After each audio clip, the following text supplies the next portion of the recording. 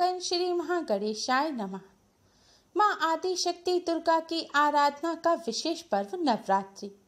घर के दरवाजे से फेंक दें यह एक चीज, गरीबी भूल जाएगी घर का रास्ता। धन की देवी माँ लक्ष्मी करेंगी धन वर्षा। जय माता दी। राधे राधे दोस्तों, कैसे हैं आप सब। दोस्तों, अश्विन मास की शुक्ल पक्ष की प्रतिपदा के दिन शारदीय नवरात्रि शुरू हो जाते हैं। इस बार शारदीय नवरात्रि 17 अक्टूबर को शुरू होंगे और 25 अक्टूबर को महानवमी और दशहरा के पर्व के साथ शारदीय नवरात्रि का समापन हो जाएगा। यह 9 दिन देवी शक्ति के अलग अलग रूपों की आराधना का पर्व है। इन 9 दिनों में माँ दुर्गा के 9 स्वरूपों का पूजन किया जाता है।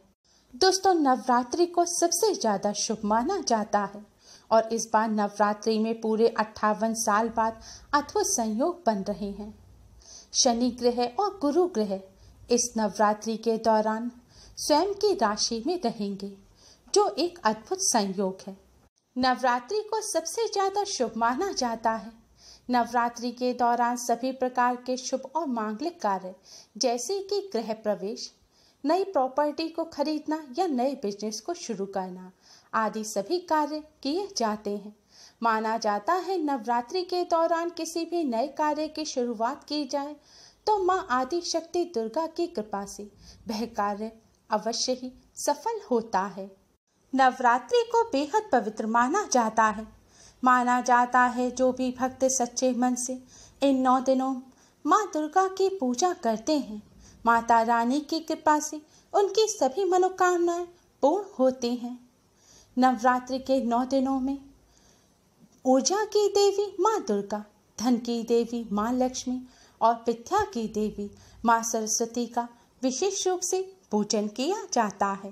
दोस्तों, आज की इस वीडियो में हम आपको नवरात्रि के पावन पर्व पर करने वाले कुछ बहुत ही आसान और असरकारक उपाय बताने जा रहे हैं।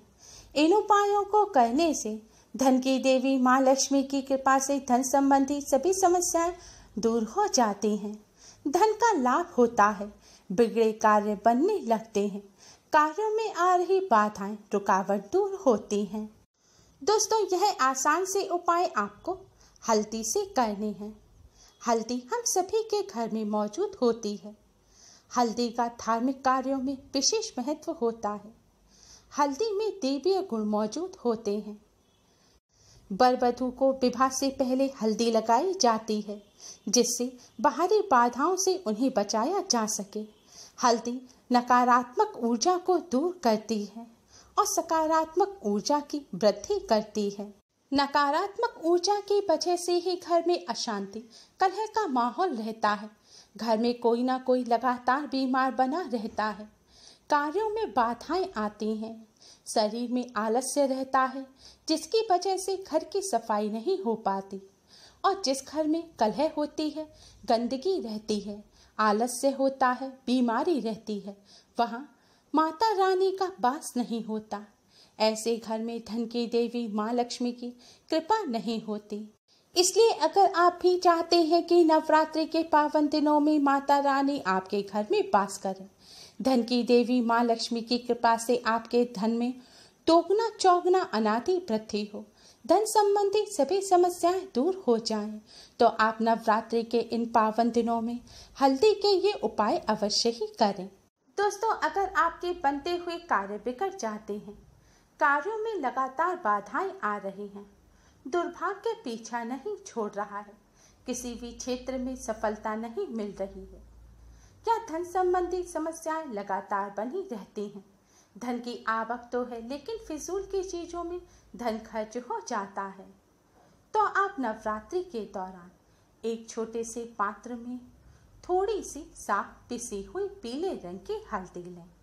अब इस हल्दी में आप एक चुटकी कुमकुम मिला दें और इस हल्दी कुमकुम के पात्र को आप माता रानी के सामने अपने मंदिर में रख दें।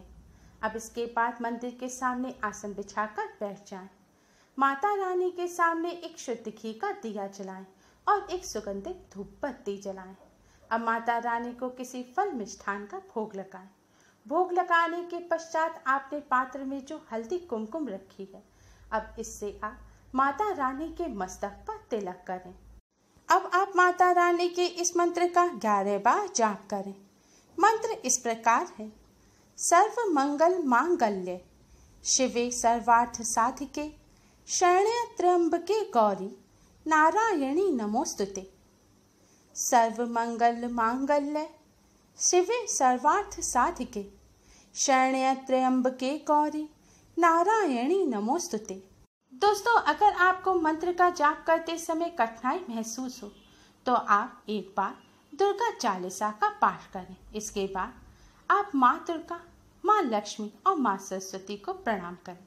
नव दुर्गा माँ को प्रणाम करें और अपने परिवार द्वारा जाने अनजाने में की गई सभी गलतियों की क्षमा मांगें। क्षमा मांगने के बाद आप माता रानी से अपनी सभी समस्याएं कहें और सभी कष्ट समस्याओं को दूर करने की प्रार्थना करें।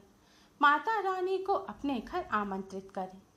इस तरह पूजा करने के पश्चात अब आप हल्दी कुमकुम के पात्र को माता रानी के चरणों से स्पर्श कराएं और माता रानी को प्रणाम करें।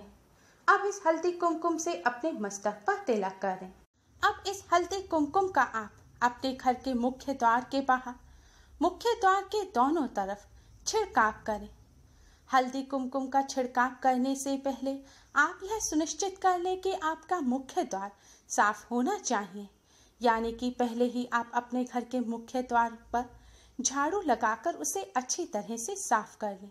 अगर पोंछा लगाने का स्थान है तो वहां पर पोंछा भी अवश्य ही लगा दें। फिर आप पूजन के पश्चात हल्दी कुमकुम का छिड़काव घर के मुख्य द्वार के दोनों तरफ कर दें। छिड़काव करने के पश्चात आप माता रानी को प्रणाम करें और माता रानी को अपने घर आने के लिए आमंत्रित करें। माता रानी से अपने घर में सदैव स्थिर वास करने की प्रार्थना करें। दोस्तों, इस हल्दी कुमकुम का छिड़काव आप अपने घर के सभी प्रवेश द्वार के दोनों तरफ अवश्य ही करें और हो सके तो अपने घर की खिड़कियों के भी दोनों तरफ इस हल्दी कुमकुम का छिड़काव करें। दोस्तों, हल्दी कुमकुम माता रानी को अति प्रिय है। हल्दी में नकारात्मक ऊर्जा का नाश करने की शक्ति निहित होती है। इस उपाय को करने से नकारात्मक ऊर्जा का नाश होता है और घर में सकारात्मक ऊर्जा का वास होता है। बिगड़े कार्य बनने लगते हैं, हर क्षेत्र में सफलता मिलती है और धन संबंधी सभी समस्याएं माता रानी की कृपा से शीघ्र ही दूर हो जाती हैं। दोस्तों, बची हुई हल्दी कुमकुम से आप अपने परिवार के सभी सदस्यों के मस्तक पर भी तिलक करें, जिससे उन्हें भी माता रानी का आशीर्वाद प्राप्त हो। और बची हुई हल्दी कुमकुम को आप अपने मंदिर में रख दें और हो सके तो नवरात्र के बचे हुए दिनों में भी आप अपने घर के प्रवेश द्वारों पर, खिड़की पर इस हल्दी कुमकुम का छिड़काव अवश्य ही करें। ध्यान रखें, अब इस हल्दी कुमकुम से आपको वापस माता रानी का पूजन नहीं करना है। दोस्तों, अगर आपको कोई शारीरिक पीड़ा है या आपको नेगेटिविटी महसूस होती है, आपको आलस्य रहता है, आप मानसिक रूप से परेशान रहते हैं, इन समस्याओं से छुटकारा पाने के लिए आपको एक पात्र में साफ जल लेना है। अब इस जल में आपको 1 चुटकी पिसी हुई हल्दी और 1 चुटकी साफ नमक डाल देना है। आपको यह जल अपने घर के ईशान कोण में सुबह के समय रख देना है और संध्या काल के समय आप इस जल को उठा लीजिए। अब इस जल को अपने हाथों में लेकर आपको थोड़ी देर बैठ जाना है। बैठकर आपको इस जल को थोड़ी देर देखते रहना है और आपको यह महसूस करना है कि आपके अंदर जो भी नकारात्मक ऊर्जा है, जो भी परेशानी है, वह सब इस जल में समा रही है। इस तरह सोचते हुए आपको इस जल को देखते रहना है। कुछ देर देखने के बाद आपको इस जल को अपने सिर पर से 7 बार क्लॉकवाइज उतारना है, यानी कि इस जल को आपको अपने सिर पर से 7 बार बारना है। जल बारते समय आपको यह ध्यान रखना है कि आपका मुख फेस आपका नॉर्थ ईस्ट दिशा की तरफ, यानी कि ईशान कोण की तरफ ही होना चाहिए। जल उतारने के बाद अब आपको इस जल को अपने घर के मुख्य द्वार से बाहर फेंक देना है। दोस्तों, ध्यान रखें, जब आप घर से जल बाहर फेंक रहे हो तो आपको कोई देखे नहीं। अगर संध्या काल के समय ऐसा नहीं कर सकते आप, तो आप रात्रि के समय जब सब लोग सो जाते हैं, सड़क सुनसान हो जाती है, उस समय भी आप इस जल को अपने सिर पर से उतार कर फेंक सकते हैं। दोस्तों, इस उपाय को करते ही आपको पॉजिटिविटी का एहसास होगा, आपको तनाव कम महसूस होगा, आपको हल्का लाइट फील होगा। दोस्तों, ये बहुत ही कारगर उपाय है। अगर आप शारीरिक मानसिक किसी भी तरह की समस्या से पीड़ित हैं, नेगेटिविटी आपको ज़्यादा महसूस हो रही है, आपको कार्यों में सफलता नहीं मिल रही है, तो आप नवरात्र के दौरान इस उपाय को अवश्य ही करें और इससे लाभ प्राप्त करें। दोस्तों, नवरात्र के दौरान माता रानी को अपने घर आमंत्रित करने के लिए, माता रानी की कृपा प्राप्त करने के लिए इन उपायों के साथ साथ कुछ बातों का विशेष ध्यान रखें। नवरात्रि के दौरान आपके द्वार पर कोई भी कुछ मांगने आता है तो उसे खाली हाथ ना लौटाएं। नवरात्रि में या कभी भी आपको कन्याओं का या महिलाओं का अपमान नहीं करना चाहिए। माना जाता है कि जिस घर में कन्याओं का महिलाओं का अपमान होता है, वहां माता रानी का कभी भी वास नहीं होता। माता रानी की कृपा प्राप्त करने के लिए तामसिक चीजें जैसे कि मीट, अंडा, शराब, सिगरेट आदि चीजों से दूर रहना चाहिए। नवरात्रि के दौरान पूर्ण रूप से ब्रह्मचर्य का पालन करना चाहिए। घर की साफ सफाई का विशेष ध्यान रखना चाहिए और बड़ों का सम्मान करना चाहिए। नवरात्रि के दौरान दुर्गा सप्तशती का पाठ अवश्य ही करना चाहिए। अगर आप पाठ नहीं कर सकते तो हमारे चैनल पर आपको दुर्गा सप्तशती के अध्यायों की वीडियो मिल जाएंगी, आप अध्याय सुन भी सकते हैं। नवरात्रि के दौरान माता रानी का आशीर्वाद प्राप्त करने के लिए इन सभी बातों का विशेष ध्यान रखें।